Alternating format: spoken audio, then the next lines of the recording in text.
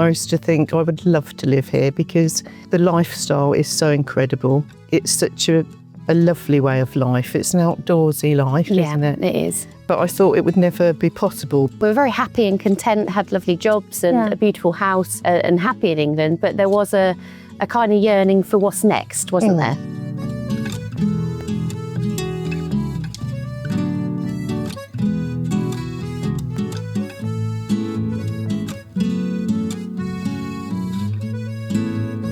Hello and welcome back to Real French Connections. Today we're visiting a little village called Mormoiron, which is near the town of Carpentras, very famous for its strawberries, also very close to the fabulous Gorge de la Nesque, which is an eagle sanctuary. We're here to talk to a very special family who all moved together to France for the start of a new life.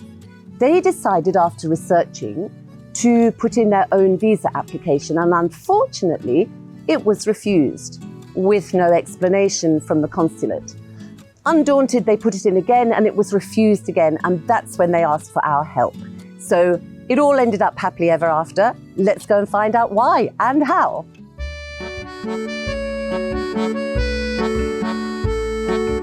Thank you so much, Claire and Hannah, for agreeing to talk to us and tell us your adventures and tell us how you got this far and what your plans are for the future. So just to set the context, Claire, you are Hannah's mum. I am, yes. And it's not just the two of you, is it? We also have your husband, David. Yes. So the grandparents, Hannah and your husband, James. That's right, and our two children. Plus your two children who are called Ava and Charlotte. Ava and Charlotte. Yes. And then your sister Elizabeth. and her partner, Chris. Chris. And their So- two little girls as well, And what are they called? Annabelle and Eve. So the first and absolutely the question I've been dying to ask, who said it first? Who said those words? Hey, what if we, who said that? That everyone else going Grandma. Was it you, Claire?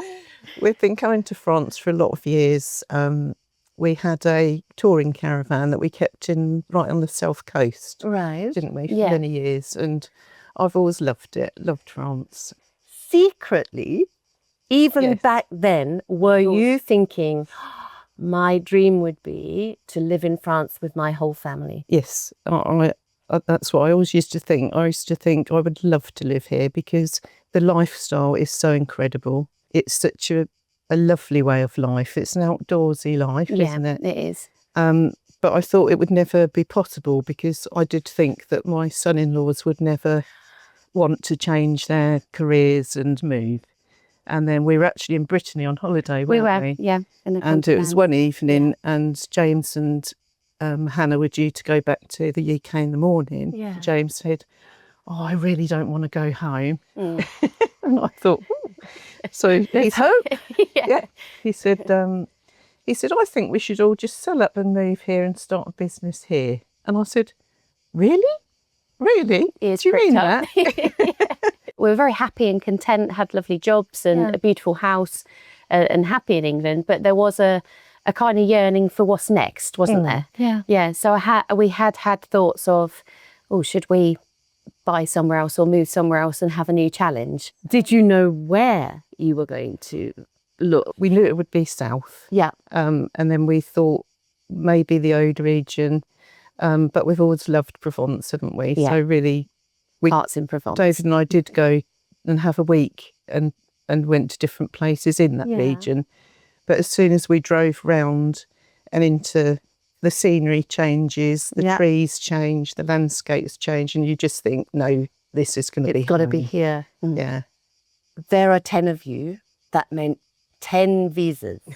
Yeah. So how did that feel? What was your reaction when you actually started looking at the admin that needed to happen? It was quite daunting. It was very daunting, yeah. And thanks to Brexit, it is so complicated. And we sought advice, didn't we? We went to a different company before HCB and got quite bad advice. Then we tried to do it ourselves. So we went through the process and seemingly ticked all the boxes. We researched, we knew what the requirements were. And then we got a rejection, didn't we? Which was just heartbreaking. For everybody? It was myself and my sister, our families that were rejected to begin with. Do you know why you were rejected? We didn't at the time because they don't give you any feedback. So we thought about putting an appeal in. We rewrote a covering letter because we thought it was because perhaps the project hadn't been explained in depth and that we did genuinely want to stay long term. They give you a little clause that says the project's unbelievable.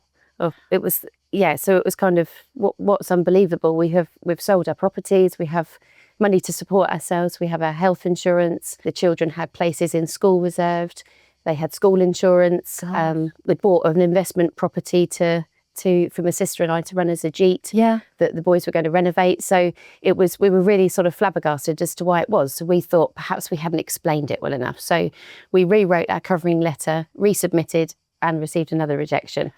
And at that point, you called French Connections HCB. My dad had come across HCB through research online. I booked a consultation call with Richard and went from there. Yeah. Was that a relief to talk to somebody who actually would have understood why the rejection had actually happened? Yeah, and it was refreshing actually because Richard seemed so excited because we were such a big group. We weren't sort of two people just going on a work fit. It wasn't an easy case. So and he was intrigued as to why. Why have you been rejected? Because as I say, we had seemingly ticked all the boxes. It was refreshing to talk to him and he came up with a plan and put us in touch with our account managers, Juliet and Annabelle, who were excellent. And did it all get down to the business aspect? Was that actually the problem? No, actually, that was where it was even better that we ended up doing everything through HCB, because when we did it ourselves, we were just talking about the investment property that my husband and my dad and brother-in-law were going to renovate, and then my sister and I would run as an Airbnb. That was going to be sort of the main business, financing ourselves, as well as our savings in the bank from selling our properties in the UK. That was going to be how we supported ourselves in year one. But we explained to Richard that what we really want to do is start a company so that my husband and brother-in-law can do renovation projects, small renovation projects, garden and property maintenance, that sort of thing. So he said, let's just do it all from the beginning. So he put us in touch with a company who created us a business plan. So actually trying to do it ourselves and failing was probably a blessing in disguise, because once we went through HCB, we had the business curated, they registered the company, and the boys are now working, which is what we wanted to do from the beginning. They didn't want to have a year off. It's just how we thought it would be best to approach it from the beginning in the simplest way. But they didn't work. So it was absolutely a blessing in disguise, wasn't it? Was. And how was your experience with applying for the Carte Vitale, for the French health cover? How did that go? My application is in at the moment. Annabelle's dealing with that at the moment. Okay. So we've submitted all the paperwork needed and she's dealing with it. It never stops, does it? No. It never stops. And a driving licence. She's looking after that too. So if you're watching this and you're seriously considering moving to France, we can help with everything from pet transport all the way to visas and of course the all-important residency. If you're ready to make the move today, go in the description box below, schedule your call, or you can use this QR code on screen. We're here to help make your dream come true. Well, let's talk about the houses. Did you sit around and work out how close you all wanted to be in terms of living near each other? Did you live very close together in England? Yes, we did. Okay, so that was nothing new then. So you were looking for a property that had the potential to house you sort of all. Yes. Across several buildings? Yeah, originally we thought it would be nice to have a property that you could have 3 separate sort of dwellings on, on the same thing. And then we realised that was going to be very difficult to find. So we changed tack slightly and decided to get this property. It's got the main house and the gîte. So Hannah and James have got the main house for the girls. And then David and I will renovate the gîte for us, because we don't need a big house anymore. Well, not when you've got the family living sort of 50 metres away. And the plan is to, as time goes on, we've got less to do, is to make most of the motorhome and, do a bit of touring, because you're so well placed here. Yes, absolutely. You're so near to Spain, Italy, the rest of France. It's just such a lovely place to be centred. And where is Elizabeth in relation?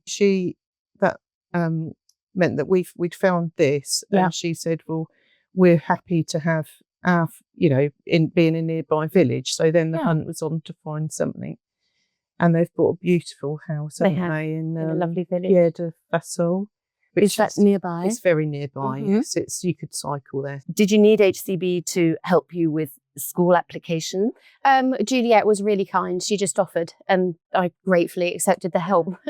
Obviously, I speak un petit peu French, but with Juliet being French, she got on the phone and spoke to them. She registered them at the local Marie and helped us, sent me the forms to fill in for the children. So filled those in, sent them back, and then she liaised with the school and she arranged us an appointment so that we could go along and meet the head, which was lovely. Did you take the girls with you to the appointment? We did, didn't we? Yeah. Yeah. And you all went? We all went. Oh. All the girls. All the Grandma, girls. me, my sister, and the 4 girls. We all went. Oh, I met the lady that runs the maternelle side. Yeah. And she showed us around the smaller side of the She's a school for the lovely little lady. two. She Was was she lovely, really, really lovely, really welcoming. Yeah. And then we went into the canteen, didn't we? And the ladies in there were all really welcoming. Came over Really and gave them lovely. lollipops, and Oh, they were so sweet. and how's it gone? How was their first? Well, I mean, they must be really well and truly settled by now. Yeah, they've flourished. It's been the best thing ever for them. They have flourished. Yeah, particularly the older two are speaking really well, aren't they? And the school were really accommodating. They've brought a special tutor in that help the older two twice a week for half of the day to just focus on the language. Wow. They're very much centred on get to grips with the language, and the lessons will come after that. Yeah. Don't worry too much about the maths and the science and just focus on the language. They were never very keen on school, were they, at home? No, But they used to come out quite here they mopey and they come out, don't they? Almost bouncy. and they absolutely love the fact that they can wear what they want. They have no uniform and they don't have to go on a Wednesday. Yeah. And they get an hour and 45 minutes for lunch. I know. I mean, it's all Three-fourths. stacking up. isn't Yeah. it? And also just looking at the school menus. Yes. They have, It's always 3 courses, well balanced, Yeah. local produce. Ava will say, Daddy, I've got creme brulee tomorrow. She's saying, bring me a little bit home. Yeah. Just save a little bit. Oh, that sounds like a great success story. So if you're watching this and you're seriously considering moving to France, but you don't know where to start, go in the description links below and schedule your appointment with us, or you can use the QR code on screen. We can help you move, but more importantly, we can help take the stress away, and so you can focus on what's important, which is living your dream life in France. What has there been? Have there been moments during this quite magical period since January? Are there moments where something has been harder or tricky or not what you expected, or any moments? I'm sure no moments of wishing you hadn't done it. I'm pretty certain that there are no regrets. No regrets. Have there been roadblocks along the way? I think the most surprising things and frustrating things are how difficult something just as simple as organising your water bill can be. Yeah. It's those, and it sounds ridiculous, but those frustrations where you think this should be so straightforward, but it seems so complicated. But there's just little things like that, and how many times we've been to the bank. I mean, we get on so well with the lady in the bank now, and she feels like a personal friend. Because They are lovely, but the process is crazy. It's spent. We spent a week backwards and forwards into the local branch just to open an account and pay money in. We weren't even trying to borrow anything. We just wanted to move our money into the account and have a card that works when you go to the shop. Oh, that's So it's little things like, but we've learned, because we found it very frustrating and confusing for a start. But now, when you go to do something, you think, no, you can't do that because so and so. We just laugh, don't we? Because you get used to it. You just know that So we it's not can't do going that to be because it's a Monday. Yeah, exactly. And also exactly. the other thing It's lunchtime. that I think the boys have found Yeah. frustrating is because in the UK it is such a treadmill and everything's always Rush, open rush, and yeah. you're always rushing. They just can't accept when you turn up at the builder's merchant and there's a little note to say they're shut because it's too hot. Or it's a bank holiday. Yes. It's the Ascension of Mary. Or they went to the steel place the other day to get some steel. No, they're shut for August. The whole, yeah, the there whole is process. August. Yes. So this is your first August as Yeah. residents, isn't it? As residents, yes. You know Here- this for next year. Yeah. Yes. Don't try and do anything No. much in August. No. It's something that eventually you end up getting used to and really appreciate, Yeah. don't you? Several times when we've been talking to people who've moved to France, and they'll say, you know, it's just so frustrating. Can't do it. And then it comes full circle. You say, why did you move here? Yeah. It's like move for Yeah. the pace of life. Yeah. But you have to take all of it on Yeah. board. You do. That's right. You don't pick and choose. No. Here's a question for you, and it's to do really with the sort of cost of living in France compared to the UK. Did you notice a huge difference? Property prices, just the costs of just everyday life, food, bills. I would say food is about the same, wouldn't you? Yes, and I also I think it can be expensive depending on what you're buying. Yeah. But if you use Yeah. the markets, local markets, Yeah. And local produce. local producers, And seasonal Like prices. Yes. It's all about the things. seasons, That's isn't it? it. Eating things when they're cheap. I think you can actually eat cheaper here, Yeah. can't you? Oh, And yeah. the quality of the fruit and vegetables is amazing. Yeah, it is. Absolutely It's amazing. beautiful. Water and electric. I think electric is probably a little bit more expensive, but water I don't think is. No. Mhm. And in fact, I'm probably just saying that based on the rental house that we were in when we were waiting to move into here, and thinking about it, it would have seemed more expensive for electric because everything was electric. Yeah. There was no oil. There was Right. no oil heating. So everything was electric. Yeah. So actually, on balance, it probably is about the same, isn't it? Yeah. And property in general, property prices, or it's probably more what you actually get, Yeah. what your money buys. And that's difficult to compare as well because in the UK we lived in Cambridgeshire, Yeah. so which property prices are expensive. Yes. You know, the closer you are to Cambridge, the higher the costs. Yeah. If somebody, for instance, was selling a flat in Cambridge, Yeah. they would get an awful lot more for their money Yeah. here. Yes. Yeah. So it's all relative. It isn't is all relative. Yeah, you're right. I think it's the key to that is doing lots of research. Yes. Actually come Yeah. and Yeah, and get in the explore. car or And on yeah. your bike and have Yeah. a look. So what are your favourite things to do in your local village, in your closest village? Well, we have a lake down the road, don't we? And Yes. on a Tuesday, we the children don't go to school on a Wednesday, as I mentioned before. Mhm. So on a Tuesday, we've got into a new routine of they finish school, we pack up a picnic type picky bit dinner, Yeah. and then we will go to the lake with the paddle boards and just play on the lake for the How evening until it gets gorgeous. dark. What a Yeah. childhood. What an adulthood. Yeah. Never mind the children. And it's lovely that's because why they can literally be swimming in and out of the water until basically it starts to dark. get dark Yeah. because they've Yeah. got to worry about bedtime. I think the villages around here are sort of how it was in the UK when I grew up. Okay. You know, So they do you mean have- in terms of the welcome? Yes, and in French- terms of like their fêtes and all the local You're all shops and their celebrating something, aren't you? Yeah. Yeah. and stuff. I think sadly, in the UK, that people spend so much time in their cars dashing here and there. The little village fêtes and that have just sort of simply started to die away, and it's such a shame. Yeah. David and I took the girls to the asparagus fair that they have in the village. And it was, Any old it experience. was just lovely. Do the girls like asparagus? They love it.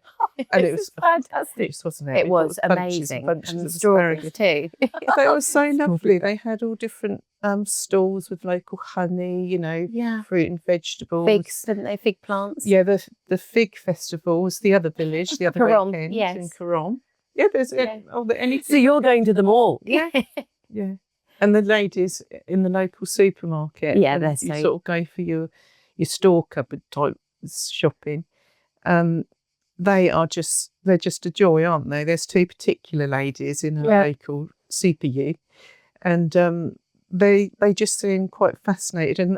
And each time you go, they like to see if you've learnt a tiny little bit more French. Well, yeah. And they said the other day, didn't they? She's "Oh, still you're French. you're progressive. Yes, in So- French. She was saying your French is coming along. It's good Yeah. to have somebody checking up on you, isn't it? Yeah. How is your French? Yeah, it needs work. Yeah. Not as good as the children's. But don't you But think they're it's best. interesting, though? Aren't you finding that you're learning because they're learning? Yes. They're learning childhood French. Yeah. And that's not something you're taught when you learn French in the UK or when you learn French as an adult, but it is something you can pick up as a parent or grandparent. Yeah. Yes. And I think we've learned far more than we think we have. If you think back to a year ago, Yes. Yes. I can definitely understand a lot more than I could a year ago, and can speak a lot more than I used to.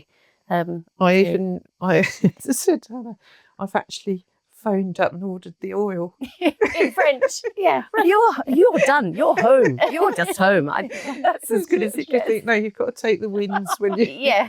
Sorry to interrupt this video, but if you're thinking about moving to France, but this is going to be quite a few years away from now, but you just like to find out where the perfect spot for you guys is in France, well, you can use our Region Matcher service. This is going to be the perfect service for you.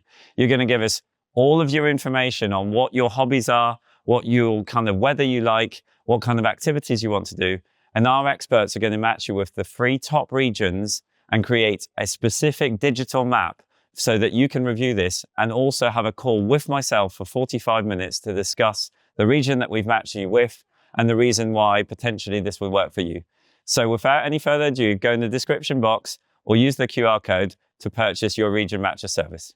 And what's for the future then? What do you see the next year bringing? But for David and I hope a bit of travel. Bit of travel? Yeah. A bit of rest.